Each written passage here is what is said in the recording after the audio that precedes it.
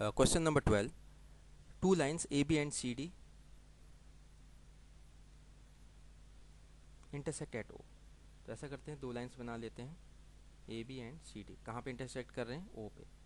Now angle A O C plus angle C O B plus angle B O D, इन तीनों का सम कितना दे रखा है? 270। और आपको angle A O C find out करना है। एक्चुअली यहाँ थोड़ा करेक्शन है, ए ओ सी ऑलरेडी आपको दे रखा है, तो यहाँ पे आपको ए ओ डी निकालना है। एंगल ए ओ डी आपसे पूछा गया है, ठीक है। It's not angle A O C, it's angle A O D. तो हमें एंगल ए ओ डी निकालना है। तो हम ऐसा करते हैं, इसको मान लेते हैं लेट से एक्स, और ये एंगल 1, एंगल 2, एंगल 3, इन तीनों का सम आपको कितना दे रखा है? 270। तो चारों एंगल्स का सम कितना हो जाएगा? 360, क्योंकि पॉइंट के अराउंड जो एंगल होता है वो 360 होता है। तो सारे एंगल्स का सम कितना हो जाएगा? 360। तो angle 1 plus angle 2 plus angle 3 plus X is equal to 360। और इन तीनों एंगल का सम दे ही रखा है 270 plus X is equal to 360। तो x is equal to 360 minus 270।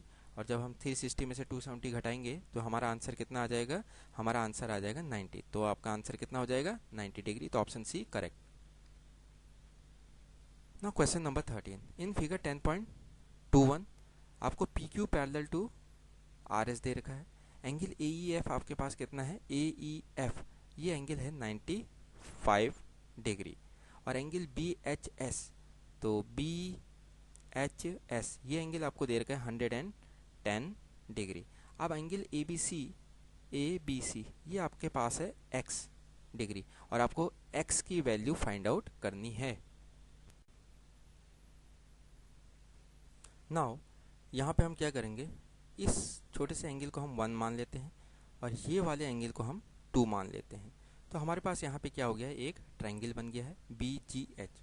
और आपको पता है ट्रायंगल में एंगल सम प्रॉपर्टी क्या होती है? Angle 1 plus angle 2 plus x, इसका वैल्यू आपकी हो जाएगी 180, क्योंकि एंगल सम प्रॉपर्टी अगर हम लगाएं तो एंगल के ट्रायंगल के तीनों एंगल्स का सम 180 होता है।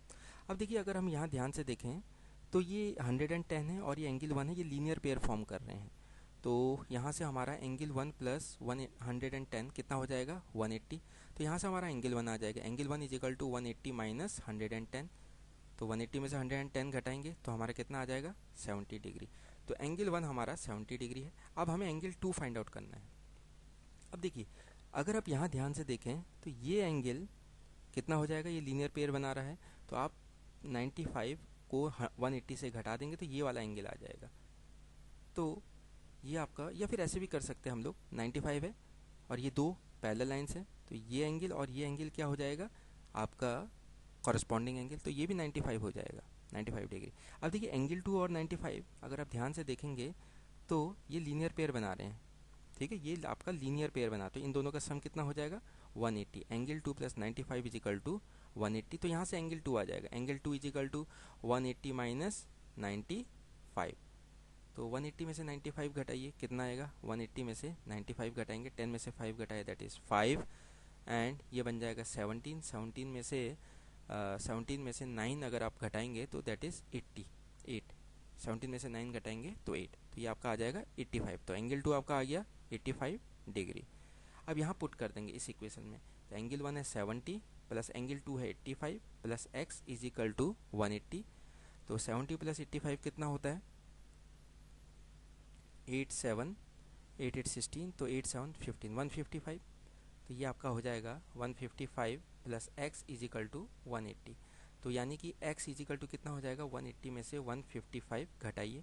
तो 180 में से 155 अगर आप सब्ट्रैक्ट करेंगे तो 10 में से 5 घटाए दैट इज़ 5, एंड 7 में से 5 घटाया दैट इज़ 2। तो आपका आंसर 25 आ रहा है। तो ये आपकी x की क्या है? Value. That is option B is the correct answer.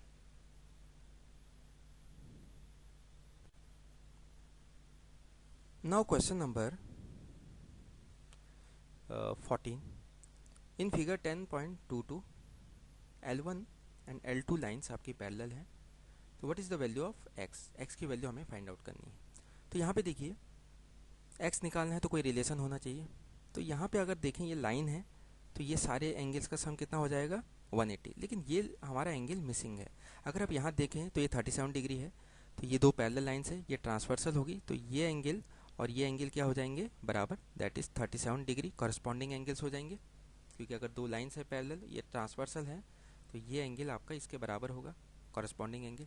अच्छा, अगर आप ध्यान से देखें ये दो लाइन्स हैं, तो ये वर्टिकली अपोजिट एंगल बन रहे हैं। 37 आपका किसके बराबर हो जाएगा, इसके बराबर। तो अगर हम ये ध्यान से देखें तो ये तीनों एंगल का सम 180 होने वाला है, लीनियर पेयर। तो x plus 37 plus 58 is equal to क्या इक्वेशन बनेगी, equal to 180। Now x plus अब 37 प्लस 58, तो 8 7 15 का 5 1 5 6 7 8 9 95 इज इक्वल टू 180। तो x आ जाएगा आपका 180 माइनस 95। तो इसे सॉल्व करिए, आपका आंसर आ जाएगा 180 माइनस 95, 10 में से 5 घटाए 5, तो ये आपका 7 हो गया। तो 17 में से 9 घटाएंगे दैट इज़ 8, तो आपका आंसर कितना आ जाएगा 85 डिग्री। तो x की वैल्यू 85 डिग्री, तो ऑप्शन बी आपका सही है।